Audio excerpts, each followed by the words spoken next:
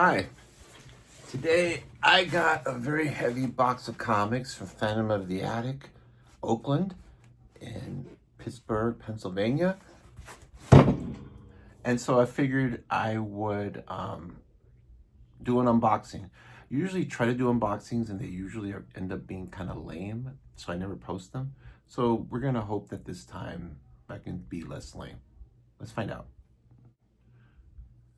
So let's open up this bad boy. One thing I will tell you is that Jim at Phantom does an exemplary job of packing, shipping his books.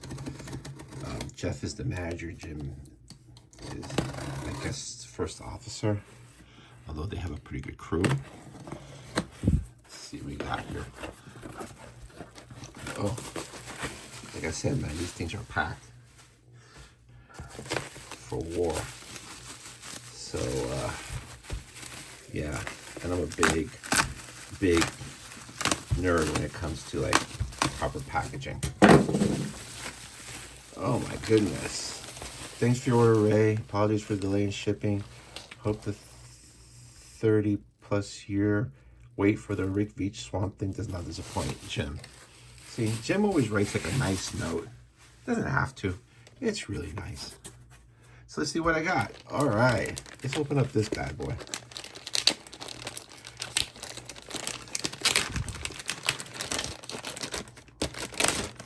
I told you, man, their shipping is beyond compare.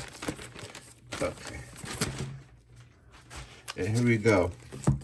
First thing out of the gate is Palookaville by Seth.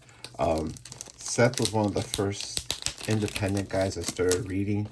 Fell in love with his work. This is Palookaville 25. It's a joy to read Seth. I've read a lot of his work. It's just so good.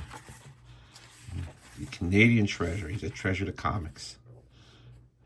You know, the only reason I think I'd want to go to TCAF in Toronto, you know, because it's an expensive flight, expensive hotel.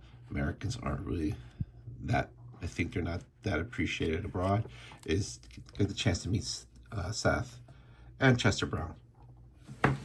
Okay, number 2 is this. This is from Mad Cave. I never buy Mad Cave books, not because of any other reason that a lot of their books don't interest me, but what they're doing is that they're reprinting some of those Comixology originals. These were straight to online books by Comixology, and this is called Vincent Van Gogh, Sadness Will Last Forever. And I'm a huge Van Gogh fan. I think anybody trying to take on him and his life, definitely worth a read. I actually, in 2022, went to the Musée d'Orsay in Paris, and you can see a lot of his works up close. You know, it's not like the Louvre, which you're like 100 miles away from all the art. Not all the art, but all the art that you really want to see up close. But Musée d'Orsay, you can see Van Gogh, Gauguin, Monet up close. So I'm really looking forward to reading this. Okay, next, even more packing. Oh man, Jim, you're outdoing yourself here. Okay, so we have Swamp Thing 1989, number 1, but they're actually calling it number 8. Good. This is the first of the 4 issues that Rick Veitch did that were banned because it has Swamp Thing doing a time travel trip, and he's actually there during the crucifixion of Jesus Christ. So I'm glad that they're publishing this finally. I'm glad Rick Veitch is finally getting the ending to his series published. Rick Veitch is a tremendous talent. And what is this? Oh, okay, I remember what these are. This is a free zine that these 2 gentlemen dropped off on Free Comic Book Day. But it's a Terminator spoof. So you know I'm always down for that. So this is free, so I'm going to check it out. And then here we have Tony Millionaire, Oddballs Odyssey. Now, I don't really know much about, I mean, I've heard about Tony Millionaire for years. I never read anything. I didn't know where to start. I didn't know this was coming out. Never buy anything from Bad Idea. I think Bad Idea pisses off a lot of comic book stores. I know that, I don't know the details, but it seems like they do a lot of shenanigans. But I always wanted to read 20 Millionaire, so I figured this, and this is in color. I figured it'd be a nice way to start. This paper is quite interesting. It's almost like a, it's not newsprint, but it's like nicer newsprint. But we're gonna try it out. I think it'll be interesting. Put this back. But yeah, I think Bad Idea gets a lot of great creators, but they end up pissing off a lot of stores, and I think, I don't know if it's incentives or variants or what it is. Someone more educated about these things than I will know.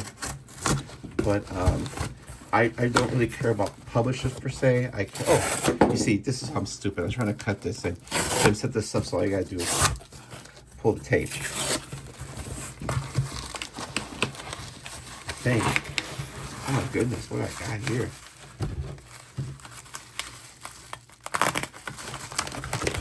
Okay, so next we have Lone Wolf and Cub Volume 2.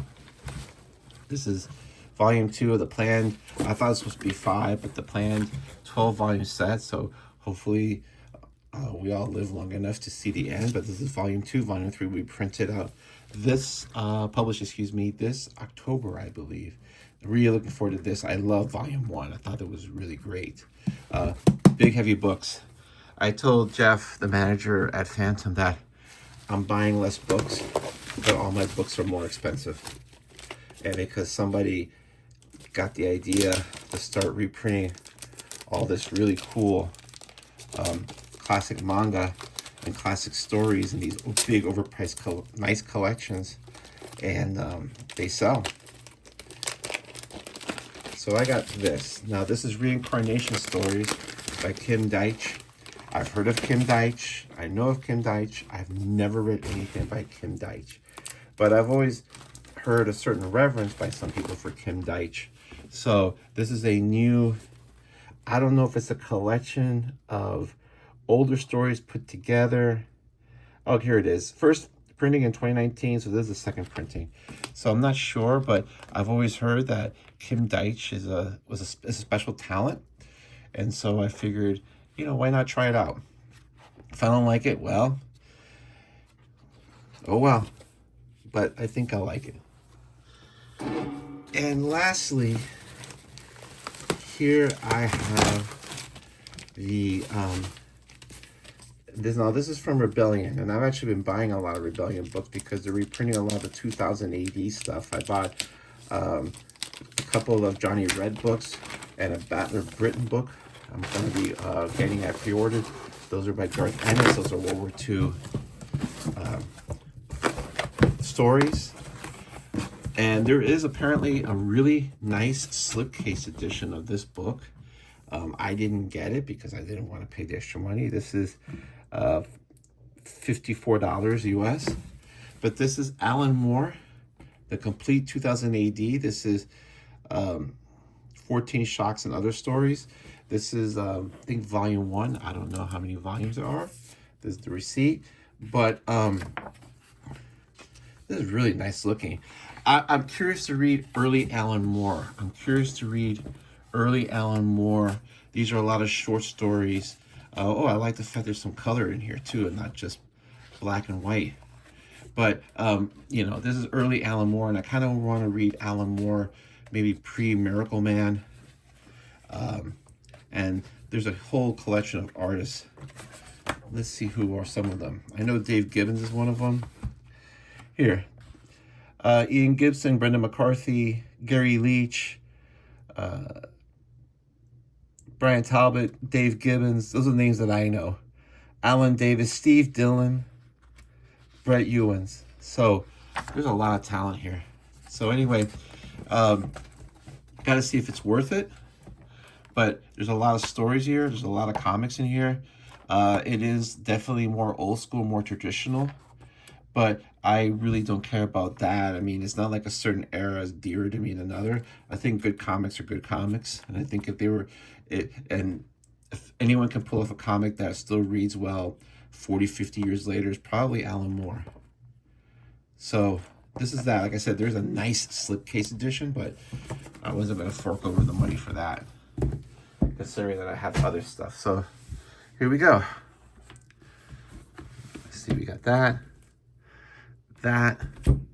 to add to my to read pile that never seems to die. Odyssey. And sorry for the glare. Sorry for the glare, but you know, trying to fix it here. But hopefully this was okay.